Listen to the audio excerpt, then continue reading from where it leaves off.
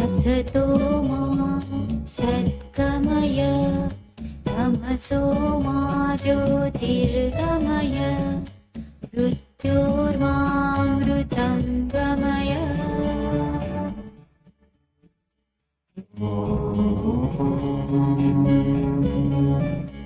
असतो मा सद्गमय.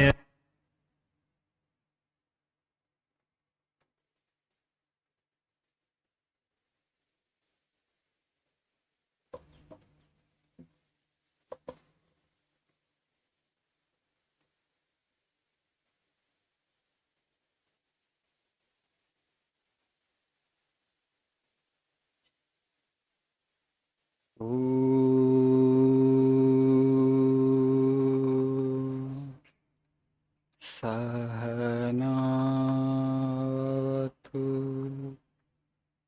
सहनौ भुनक्तु सह वीर्यं करवावहै तेजस्विनावधीतमस्तु मा विद्विषावहै.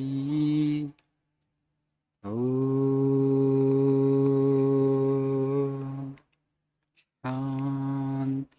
शान्ति शान्तिः. ॐ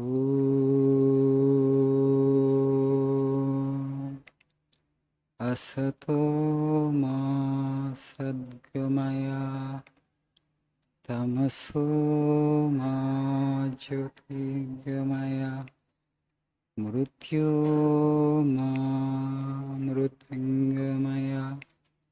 ॐ शान्ति शान्ति शान्तिः.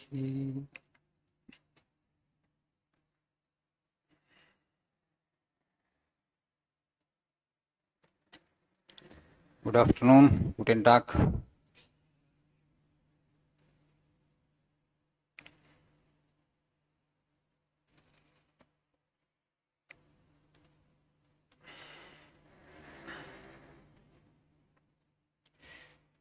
Are you learning your languages? Are you enjoying the learning process? Process is important, not the outcome or the result. Perfect the means, the end will take care of itself, Swamiji says. So enjoy the process, the product will come. If you enjoy the learning process itself, it will just happen. The language proficiency, gaining proficiency in the language is just a matter of time. So whatever do, we must do with love. When there is love, there will be attention and focus. When there is attention and focus, you will acquire skill. Right, please see page number 112 for today's quote.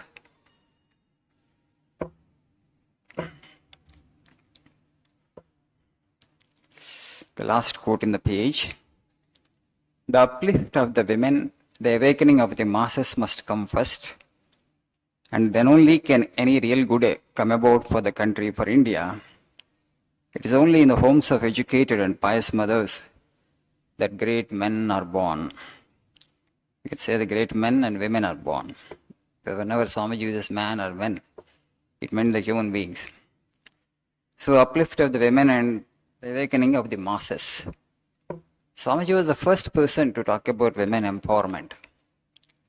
He spoke this in the last decade of the 19th century. When he saw the women of America and how free they were in those times, they had equal opportunities like men. Whatever men were doing, women were also doing. They were there in every field. They were enjoying the maximum, the best freedom possible. And Swamiji wanted the same for Indian women here. And comparing the ideals of this country with the ideals of those countries, Swamiji told American women, I wish our women had your kind of freedom. But at the same time, Swamiji told, but you are not as pious as our women are. They don't understand that spirituality, culture. They're just like men doing all the jobs and getting money and all those things. Here, that's why Swamiji is saying it's only in the homes of the educated and pious mothers that great men are born. Napoleon said one thing, he said, give me great mothers, I will give you a great nation. Who is a great mother? A mother who is culturally empowered, culturally and spiritually empowered is a great mother. Today, our women, they are just doing, everything that men are doing, just on par with men in every field. In some fields, they are ahead of men. But the thing is, because they are so preoccupied, they get preoccupied with job and money making, they are not able to do justice to their role as mothers. A busy mother is a curse to the child. Don't get me wrong. A busy mother is a curse to the child in the sense they need the support of the entire family. I will tell you something about we have launched a program by name Arya Janani. What is that Arya Janani? I will tell you afterwards. You know, the prenatal influence is very, very powerful. Prenatal influence is so powerful. Whatever the impulses that the child receives when it grows, at the time of growing in the womb of the mother, that will be with the baby forever, for the rest of the life. We have two classic examples in our culture, spiritual tradition, Puranas. One positive example and one negative example.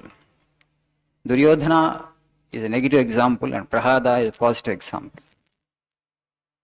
So Duryodhana, when these Kauravas were in the womb of Mother Gandhari, she felt jealous of Kunti. As a result of that, the children were born with pure jealousy.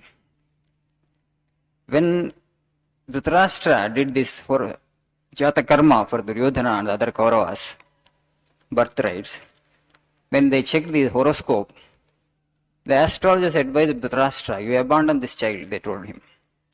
You abandon this child. Leave him, abandon him in some forest. The wolves and the jackals will eat him up. Why? Because this child will be responsible for the destruction of the clan, they said. They forecasted it. They anticipated the future, the events. But Dhritarashtra, out of his filial affection, he couldn't do that. How can I give up my baby? So cute looking. Very cute looking Duryodhana when he was born, but not when he grew up. So he could not give up the child, and you know the consequences. Because she entertained that negative emotion, jealousy, when she was a caring mother, for her it just went away. Jealousy, it was not in her nature. It came and went away. But for her children, it became their second nature, Svabhava. So much so that even Lord Krishna could not change one person like Duryodhana. Strangely, after the war was over, Gandhari accuses Krishna. You could have stopped the war, Krishna, but you did not stop. You who are responsible for the Kurukshetra battle. But we all know that Krishna did everything possible, everything that was in his hands to prevent the war. So he asked Duryodhana, at least give 5 villages to your brothers. If you can't give half of the kingdom, give 5 villages. Okay? Let us don't go for war. After all, they are your cousins, they are your brothers. Nothing went into the head of Duryodhana. We all know the story. So what is the message that is coming to us from the Mahabharata? This. The power of prenatal influence is so strong that even I can't undo it, the Lord is saying. Once a child is born like Duryodhana, you can't change him midway. And the positive example I will give you, Prahlada. The parents were demons, Hiranyakashipu and Lilavati. When the child was growing in the womb of Lilavati, she happened to stay with Narada Maharshi, sage Narada. Indra was abducting her, thinking that, see, this Hiranyakashipu is such a powerful demon, the child born of this woman will be a greater demon.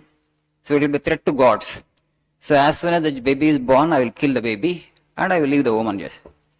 So Narada says that he is a devotee of the Lord, the child in the womb of the mother, you cannot destroy him.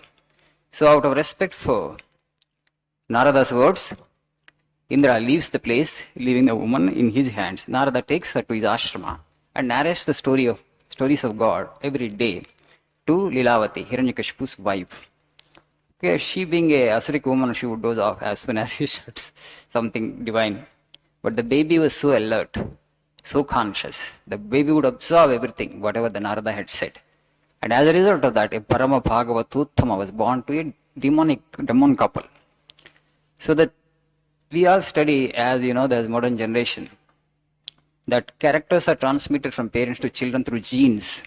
But today doctors are saying it is epigenetics. What is that means?